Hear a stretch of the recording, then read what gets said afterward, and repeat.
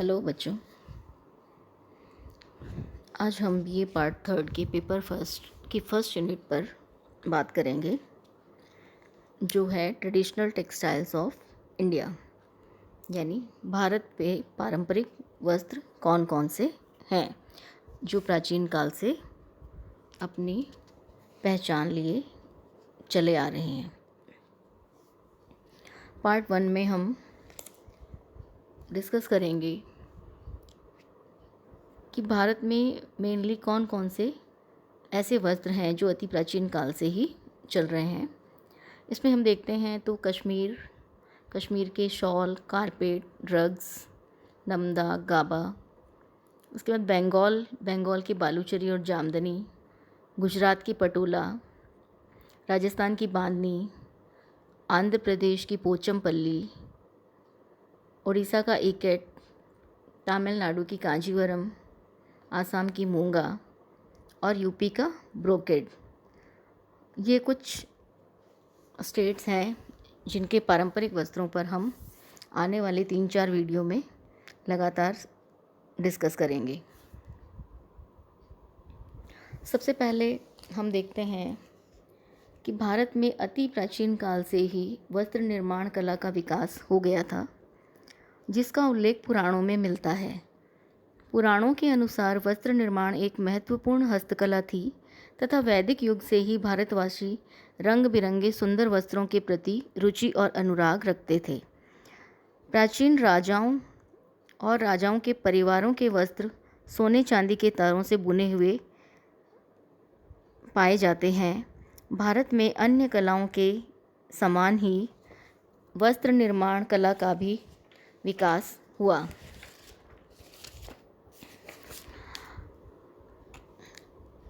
वस्त्र निर्माण की कला अपनी मौलिकता में आज भी हमें भारत में दिखाई देती है।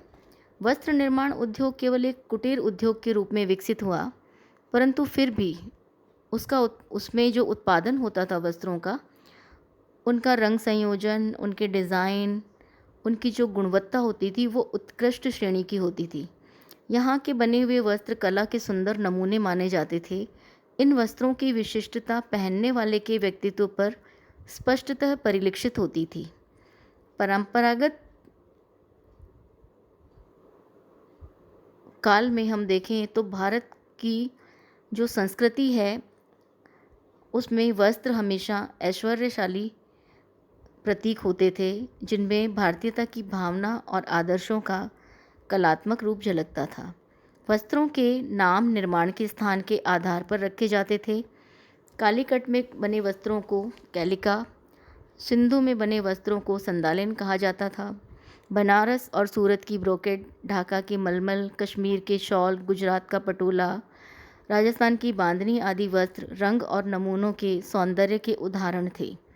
कभी कभी वस्त्रों के नाम उनके गुणों के आधार पर भी रखे जाते थे, जैसे बहते पानी के समान पारदर्शी वस्त्र को आबे रवां, ओस के समान शीतल और सूक्ष्म वस्त्र को शबनम नाम दिया गया था। प्राचीन काल से भी हम देखते हैं कि जैसे जैसे भारत में मनुष्य और सभ्यता का विकास हुआ, वैसे वैसे वस्त्रों का भी विकास हुआ और भिन्न भिन्न क्षेत्रों में भिन्न भिन्न प्रकार के वस्त्र बनाए जाने लगे, जो वहाँ उपलब्ध रॉ मटेरियल या संसाधन जो थे उन पर आधारित होते थे। उनके डिज़ाइन और उनके कलर भी उसी आसपास के भौगोलिक वातावरण और दैनिक जीवनचर्या में से लिए जाते थे। इसी कारण वो वस्त्र हमेशा एक अपनी विशिष्ट पहचान बनाते थे। प्राचीन काल में भारतीय वस्त्र विदेशों तक बहुतायत से निर्यात किए जाते थे, व्यापार के द्वारा पहुंचाए जाते थे और आज भी हम देखें तो भारतीय वस्त्रों की मांग उतनी की उतनी ही बनी हुई है। सबसे पहले हम आते हैं कश्मीर पर। कश्मीर में शॉल, कारपेट, दरी, नमदा और गाबा के नामों से परंपरागत वस्त्रों का निर्माण और व्यवसाय होता रहा है। नमदा उद्योग कश्मीर में मुख्य रूप से होता है। कश्मीर के नमदे की मांग देश विदेश में है और श्रीनगर से प्रतिवर्ष लाखों की संख्या में नमदे का निर्यात किया जाता है। प्रत्येक कारीगर 3 अन्य व्यक्तियों के साथ मिलकर दिन में 2 नमदे तैयार करते हैं और फिर उस पर कशीदाकारी की जाती है। नमदा यानी फेल्ट जिसको हम कहते हैं, फेल्टिंग के द्वारा जो फैब्रिक या वस्त्र बनाया जाता है उसको हम नमदा कहते हैं। पहले फेल्टिंग के द्वारा फैब्रिक बनाते हैं और फिर उस पर डिफरेंट पैटर्न में कशीदाकारी या कढ़ाई की जाती है। श्रीनगर में 600 लोग नमदे पर कसीदेकारी का काम करते हैं। यहाँ का नमदा ऊन और रुई को मिलाकर बनाने के कारण उच्च स्तर का नहीं होता है। यहाँ का जो नमदा है उसकी क्वालिटी उतनी अच्छी नहीं होती है क्योंकि उसमें वुल के साथ में कॉटन को मिक्स किया जाता है, मगर उस पर कढ़ाई करके उसको बहुत अच्छा आकर्षक और सजावटी बनाया जाता है। इसी कारण ये यहाँ से एक्सपोर्ट भी होता है। उसके बाद आता है गाबा। गाबा एक प्रकार की दरी या फ्लोर कवरिंग होता है जो अनंतनाग क्षेत्र में तैयार होता है। अनंतनाग क्षेत्र गाबा निर्माण का प्रमुख क्षेत्र है। गाबा के लिए पुराने वस्त्रों से धागे निकालकर उनकी रंगाई करके गाबा निर्माण करते हैं। फिर उस पर पैचवर्क किया जाता है। ऊनी वस्त्र के टुकड़ों से डिज़ाइन बनाकर गाबा पर व्यवस्थित करके चैन स्टिच से उसको उस पर जोड़ा जाता है। इस प्रकार विशेष रूप से गहरे रंगों का उपयोग किया जाता है। गाबा का उपयोग बिस्तर के नीचे बिछाने के लिए किया जाता है। अनंतनाग में 3000 लोग कम से कम इस कार्य में जीविकोपार्जन करते हैं। वर्तमान में भी गाबा काफ़ी प्रचलित और प्रचलन में है। इसके बाद हम देखते हैं कश्मीर में रग्स यानी कारपेट या गलीचों का निर्माण बहुतायत में होता है, जो कि पर्शियन गलीचों की नकल करके बनाया जाता है और गाबा के समान चैन स्टिच का उपयोग उसमें किया जाता है। यहाँ के जितने भी रग्स बनते हैं वो ऊन सिल्क को मिलाकर के बनाए जाते हैं और उनमें अधिकतर अच्छे ब्राइट कलर जैसे maroon, red, blue, olive green इस तरह के कलर यूज़ किए जाते हैं, आइवरी कलर। इनमें जो पैटर्न बनते हैं उनमें चिनार के पेड़, ट्री लाइफ, इस तरह के पैटर्न जो दैनिक जीवन में कश्मीर की उसमें से उठाए जा सकते हैं। और ये कालीन और गलीचे आज भी साउथ अमेरिका, साउथ एशिया और यूरोप में बहुत पसंद किए जाते हैं और बहुत बड़े लेवल पर वहाँ इनको एक्सपोर्ट किया जाता है। उसके बाद कश्मीर के शॉल की जब हम बात करते हैं तो कश्मीर का सबसे ज़्यादा फेमस अगर हम शॉल के नाम से देखते हैं तो पश्मीना का नाम आता है।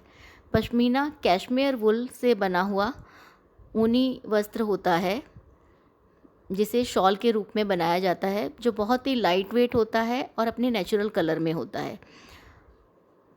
कैशमेयर वुल वर्ल्ड की सबसे बेस्ट वुल मानी जाती है और यह एक बकरी की प्रजाति से प्राप्त होती है। कैशमेयर वुल से बहुत सारे वुलन आर्टिकल्स भी बनते हैं, मगर पश्मीना शॉल आज भी कश्मीर की पहचान को फैशन जगत में भी बनाए हुए है।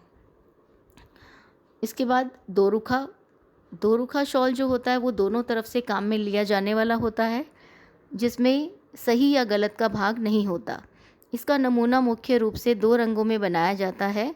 इसमें 2 किनारों पर बॉर्डर होता था, जिसमें दोनों तरफ डिज़ाइन अलग अलग बनता था। जैसे धूप छाँव, यह राजाओं की पसंद माना जाता था। दोरुखा शॉल में एक ही डिज़ाइन दोनों तरफ अलग अलग तरीके से दिखाई देता है और एक ही कलर दोनों तरफ अलग अलग तरीके से दिखाई देता है। ये शॉल आज भी प्रचलन में है।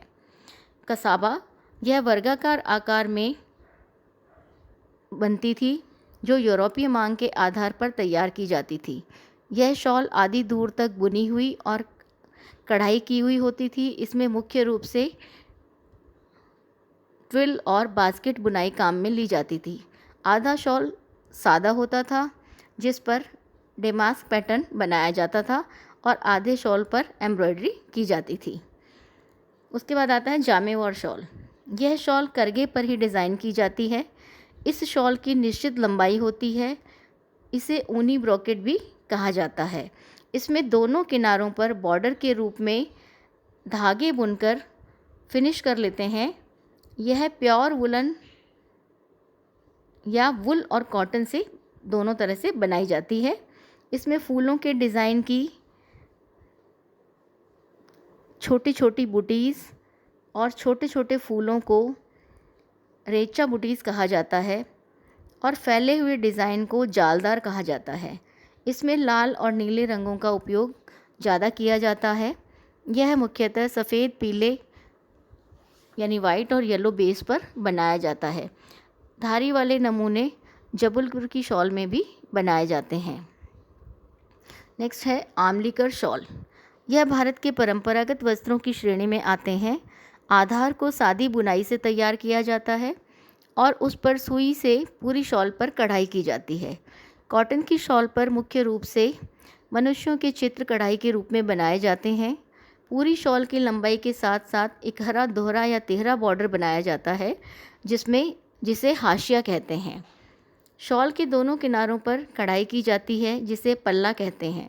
बॉर्डर पर सजावट के लिए ऊपर से चैन स्टिच का उपयोग किया जाता है जिसे तंजीर कहते हैं। फूलों के गुच्छे का डिज़ाइन कुर्जो घुटा कहलाता है।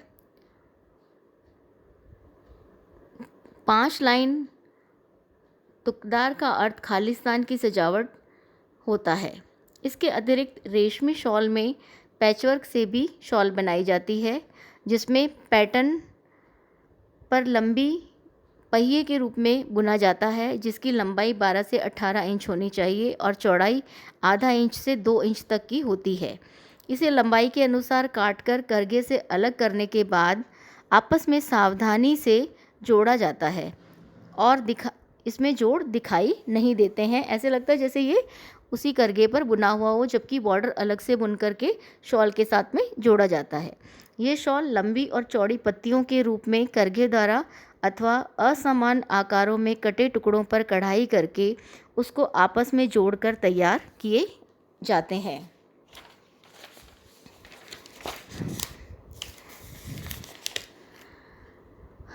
प्रत्येक शॉल में रंग योजना अलग अलग होती है। कश्मीरी शॉल में मुख्य रूप से पीला यानी जर्द, ब्लैक यानी मुर्की, वाइट यानी सफ़ेद, क्रिम्सन यानी गुलनार, किरमिच यानी ब्लू आदि प्रमुख रंग काम में लिए जाते हैं। कश्मीरी शॉल और कारपेट में बनाए जाने वाले नमूने प्रकृति से लिए जाते हैं, जैसे चिनार के पेड़, पत्तियां, सेब, बादाम, अंगूर, तुलसी, सूखे मेवे, चिड़िया पक्षी के जोड़े और प्राकृतिक दृश्य, पहाड़, हरियाली, पेड़ों की कतार, झील, नाव, नाविक, शिकारा आदि के दृश्य। नमूनों में रंग संयोजन के कारण सुंदरता बढ़ जाती है। कश्मीर की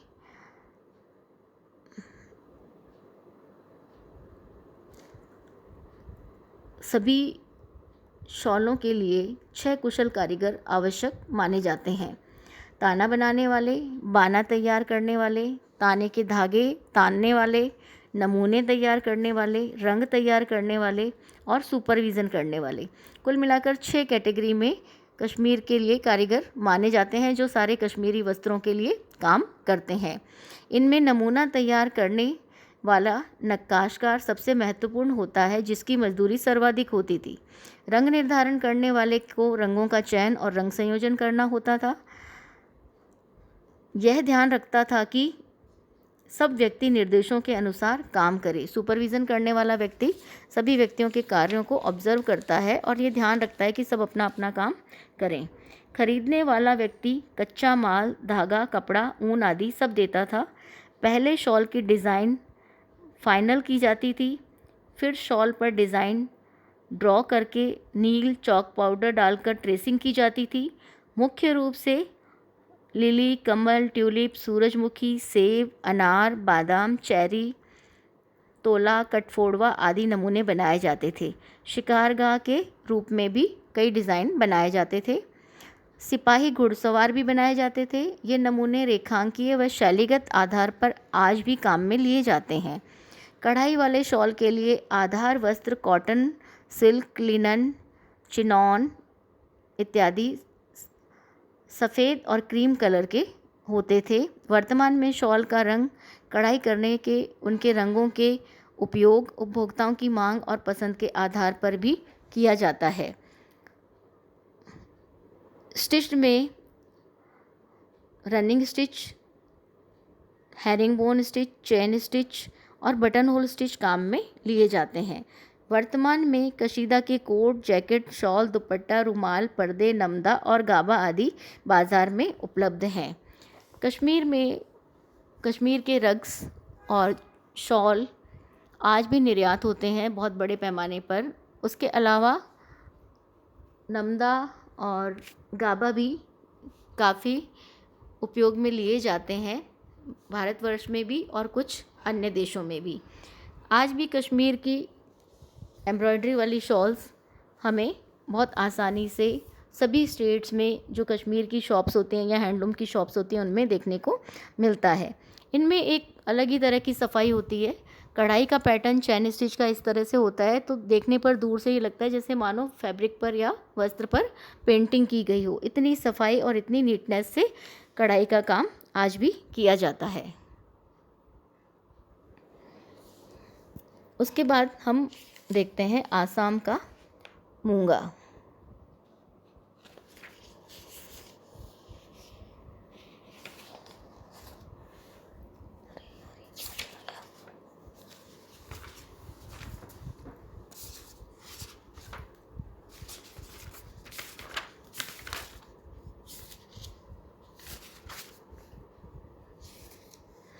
आसाम का मूंगा एक जंगली कीड़े से प्राप्त किया जाता है। इसको साड़ी के रूप में जब बनाया जाता है तो आसाम का जो मूंगा है, मूंगा सिल्क के नाम से प्रसिद्ध है।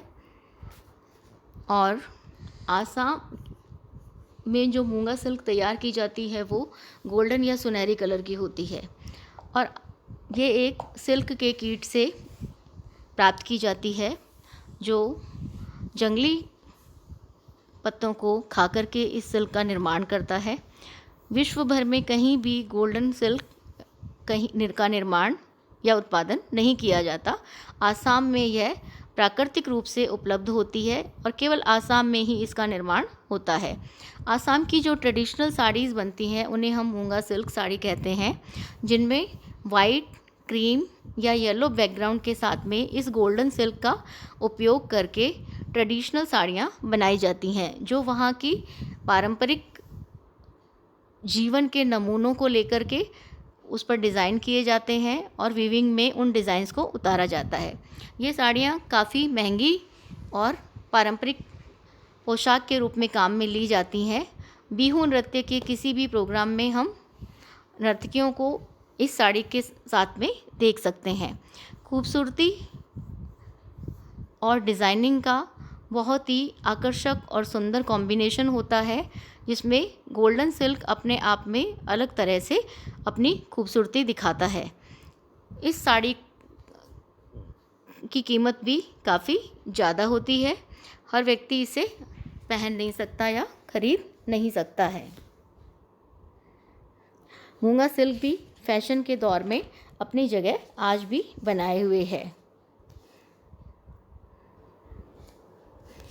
इसके बाद हम देखते हैं आंध्र प्रदेश। आंध्र प्रदेश की पोचमपल्ली। पोचमपल्ली एक छोटा सा गांव है जो हैदराबाद से 30 मील दूरी पर स्थित है। यह स्थान रंगाई के लिए प्रसिद्ध है। वस्त्र को फ्लाई शटल लूम पर कॉटन हैडल्स और बांस के रीड की सहायता से बुने जाता है। फिर टाई एंड डाई की साड़ी 2 रंगों में बनाई जाती है, रेड प्लस ब्लैक ओनली। अगर तीसरा रंग लगाना हो तो वह सफ़ेद होता है। वर्तमान में नई तकनीक में साड़ी में कई रंगों की योजना काम में ली जाने लगी है, जिससे इसकी मांग भी बाजार में बढ़ गई है, जिसके कारण कल्चरल, सीरम नगर, चित्रपुल, कोयलेडम कई गांवों में बुनकर इस व्यवसाय को अपनाते हुए डाइंग और वीविंग प्रक्रिया में कुशलता से काम करने लगे हैं और यह कला धीरे धीरे अनेक स्थानों पर फैल रही है। इस साड़ी में बॉर्डर और पल्लू में गोल्डन जरी थ्रेड काम में लेते हैं। फैशन के अनुरूप इसके रंग चेंज करने के बाद में इस साड़ी का काफ़ी प्रचलन हुआ है और इसके मार्केट में भी काफ़ी बढ़ोतरी हुई है। वर्तमान समय में यह काफ़ी ब्राइट यानी चटकीले रंगों के कॉम्बिनेशंस में बाज़ार में उपलब्ध हैं।